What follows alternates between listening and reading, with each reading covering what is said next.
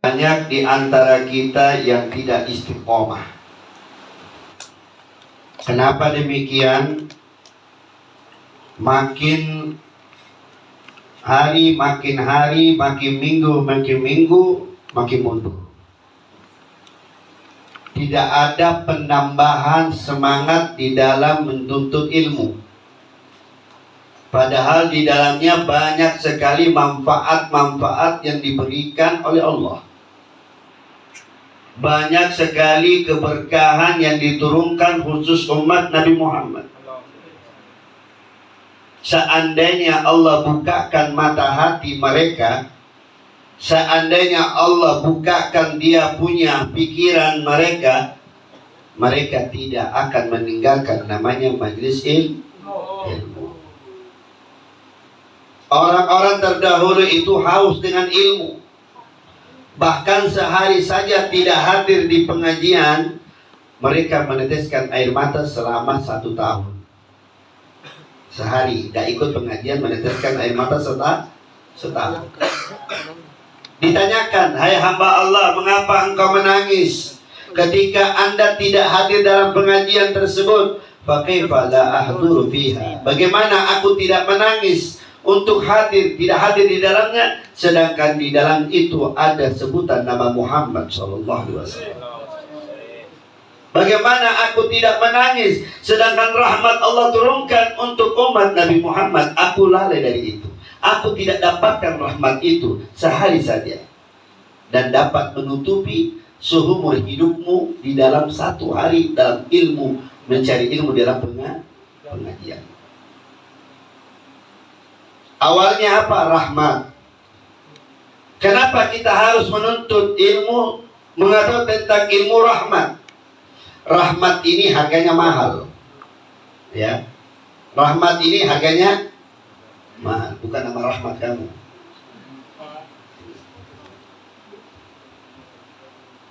Rahim. Sifat-sifat yang bagus. Sifat-sifat yang luar biasa. Allah punya sifat Ar-Rahmanu Rahim. Nabi punya sifat Ar-Rahman Rahim. Man la yarham la yurham. Barang siapa yang tidak memiliki rahmat, Allah tidak turunkan rahmat kepadanya. Allah pun tidak memberikan rahmat untuknya. Kalau orang tidak memiliki rahmat, suka memaafkan siapapun dia, suka memberi ampunan kepada siapapun yang menyakiti dirinya, itu orang sifat orang soleh. Itu orang yang memiliki sifat yang betul-betul sudah masuk keimanan dalam hatinya. Makanya orang-orang soleh itu selalu tidak pernah mempunyai sifat dendam kepada siapapun. Tidak ada. Yang menyakiti dirinya, yang mencela dirinya, yang menghina, mengejek, memfitnah, apa saja, tidak pernah dibalas, tapi dimaafkan. Makanya kalau harus belajar tentang rahim, tentang rahmat, tentang kasih sayang, harus belajar supaya kalau ada yang menyakiti, biasa saja, biar saja. Kalau dia menyakiti diriku untuk kepribadian, untuk kekeluargaan, tidak ada masalah. Yang selagi tidak menghina agama Allah. Itu cara Nabi mendidik kita. Orang saleh saja diberikan cobaan oleh Allah begitu luar biasa. Bagaimana dengan Nabi Muhammad? Dari kecil sampai beliau berumur 40 tahun masih diganggu oleh orang-orang kafir. Sabar, dihina, dicaci, dimaki, difitnah, macam-macam sudah. Nah, kita ini baru diejek nggak kuat, baru disakiti hatinya tidak kuat. Makanya kalau kita mau mendapatkan ilmu rahmat tersebut, ikuti orang-orang soleh. Seperti siapa? Ali Zainal Abidin difitnah, tidak pernah lepas dari fitnah. Makanya kalau orang mau jadi soleh, siap-siap difitnah, siap-siap dihina, siap-siap diejek, siap-siap dicaci, siap-siap aja. Kalau mau jadi orang soleha, nggak gampang bu, betul tidak? Betul. Nggak gampang, susah. Tapi manfaatnya besar, fadilahnya tinggi, kumpulnya sama orang-orang yang dicintai oleh Allah. Dia nikmati segala apapun yang diinginkannya. Tetapi orang yang tidak berhasil dalam perhinaan, maka rugilah mereka. Sedikit-sedikit sakit hati, sedikit-sedikit emosional, sedikit-sedikit iya reso. Hina memang mak, caci memang mak, pulang kok, buloti kok. Nah, ini sifat orang yang tidak beriman. Jangan pernah marah. Ali Zainal Abidin difitnah. Ketika apa? Waktu sholat. Ini dalam ibadah, dalam mengerjakan ibadah di hadapan Allah, lagi khusyuknya di hadapan Allah. Ada orang saudagar kaya, pedagang kaya, tajir habis, membawa uangnya itu masuk di hotel dulu. Setelah sampai di hotel, dia simpan uangnya. Terus tiba-tiba dia bawa, dia pergi. Dia tidak bawa uangnya lagi. Tiba-tiba masuk di sholat, di musola. Sholat di masjid, bukan sholat. Dia orangnya pelupa. Ya Allah, sudah sholat, mana uang saya ini? Tadi saya pegang kantong plastik, kok tiba-tiba tidak ada? Kembali ke masjid. Ketika dia kembali ke masjid, dia lihat satu orang lagi sholat. Siapa dia? Ali Zainal lagi sholat, lagi ibadah, difitnah. Selesai ditunggu sholatnya, udah lama. Kalau Imam Ali Zainal Abidin sholat lama, luar biasa ibadahnya, lama. Al-Fatihahnya saja itu bisa mencapai 10 menit, belum baca surat lainnya. Itu baca biasa 15 juz. Bacanya 15 juz, ditunggu.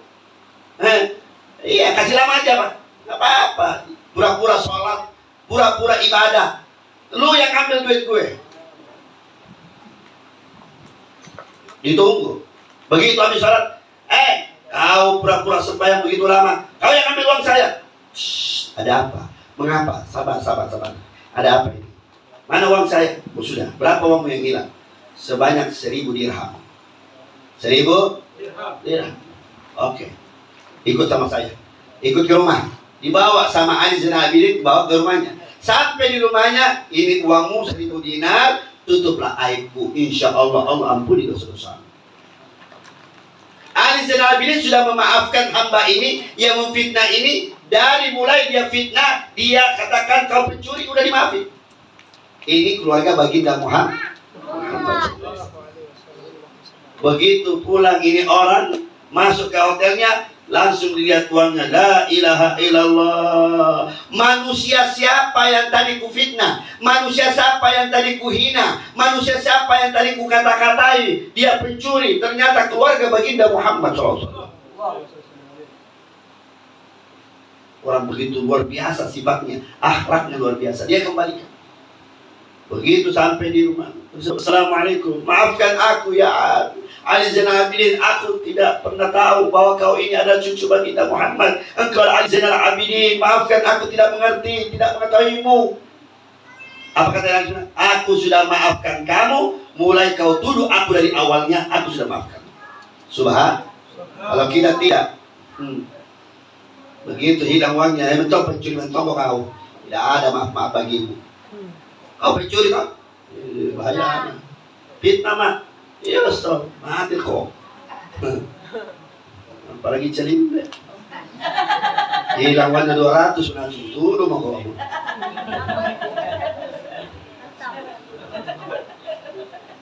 Ya, begitu indahnya apa? Karena sifat ada pemaaf. Makanya ketika orang soleh itu ketika dia mau tidur, apa dia katakan? Aku maafkan orang-orang yang menghina aku, memaafkan orang mencela aku, mengejek aku, apapun yang itu dia katakan, aku maafkan dan aku tidak mempunyai kesalahan di hadapan Allah SWT. Nah, makanya kalau menjadi orang soleh, setiap mau tidur maafkan yang menyakiti kita. Bu, dengar Bu. Jadi kalau mau tidur, mulai niatkan memang nih, ya Allah, yang sakiti hatiku, yang fitnah saya, yang mengejek aku, yang apa saja pada diriku, sehingga aku tersakiti, aku maafkan. Aku tidak mau bombei. Paham? Bisa Ibu? Bisa tidak? Amin. Apalagi kepada suami. Saya kecewa, sakit hati, saya malas, macam-macam. Jangan, harus baik sangka. Nah, harus baik sangka. Apalagi sama orang, sama suami aja nggak boleh, apalagi sama orang.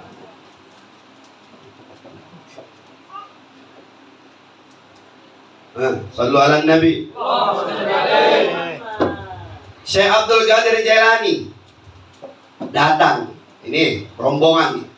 Rombongan Syekh Abdul Qadir Jailani. Masih kecil, masih umur kecil. Ibunya mengatakan, setiap apa yang kau berjumpa tidak boleh bohong. Berkata jujur. Jujur dan amanah. Baik Ibu. Uangnya Syekh Abdul Qadir Jailani itu waktu kecil dijahit. Karena mau cari ilmu, dijahit. Di bajunya disimpan supaya tidak diambil orang. Tiba-tiba di tengah jalan ada perampok. Ada perampok menggeledah semua. Jangan ada bergerak, semua serahkan hartanya. Ini anak kecil. Ada uang nggak ini anak kecil? Nggak mungkin. Coba geledah. Ada uang kau pegang? Saya tidak. Saya punya uang. Di mana kau simpan uangmu? Di sini. Mestinya kalau dia tidak jujur, pasti sudah tidak ada uang. Tapi ini jujur, nggak mau bohong. Dia pegang amanah ibunya. Abdul Qadir Jailani ini memegang amanah ibunya. Tidak boleh bohong. Ini buat saya, diperiksa. Kenapa kau tidak bohong? Aku ini perampok, ingin merampas hartamu, mengambil semua hartamu. Kenapa kau tidak berbohong? Karena ibuku mengajarkan aku jangan berbohong. Kan ibumu tidak ada di sini, dan ibumu tidak melihat engkau di sini. Kau bisa saja bohong supaya kau aman daripada uangmu. Walaupun ibuku tidak melihat saya, tetapi Allah yang melihat ibuku. Ibuku tidak lihat saya, aku berbohong. Tapi Allah melihat ibuku, Allah melihat saya. Sehingga aku tidak berani. Di mana saya berada, di situ ada Allah. Maka perampok ini berkata, ini anak kecil mendidik saya begitu indah, begitu baik, sehingga aku tidak melakukan lagi perampokan dan ikut kepada Syekh Abdul Qadir Jailani untuk mencari ilmu dengan adab dan penuh keakhlakan. Nah ini, karena kalau pikiran seperti itu berarti pikirannya takut kepada Allah. Karena ada sifat apa? Sifat Rahman, sifat kasih sayang yang luas. Makanya setiap manusia yang memiliki sifat Rahman dan kasih sayangnya, insya Allah akan aman hidupnya, akan tentram, bahagia kehidupannya. Kenapa? Semua yang dilakukannya penuh keberkahan dan dimudahkan seluruh urusannya oleh Allah. Karena apa? Ada sifat Rahman pemaafnya, ada sifat kejujurannya, sehingga insya Allah itulah yang dirindukan sama baginda Muhammad SAW tentang kehidupan kita sehari-hari. Mudah-mudahan insya Allah ibu-ibu, hadirin hadirat jamaah Darul Mustafa yang hadir setiap hari, yang tidak pernah alfa dalam pengajiannya, mudah-mudahan dimudahkan urusannya oleh Allah Subhanahu Wa Taala, dipanjangkan umurnya, dilancarkan rezekinya.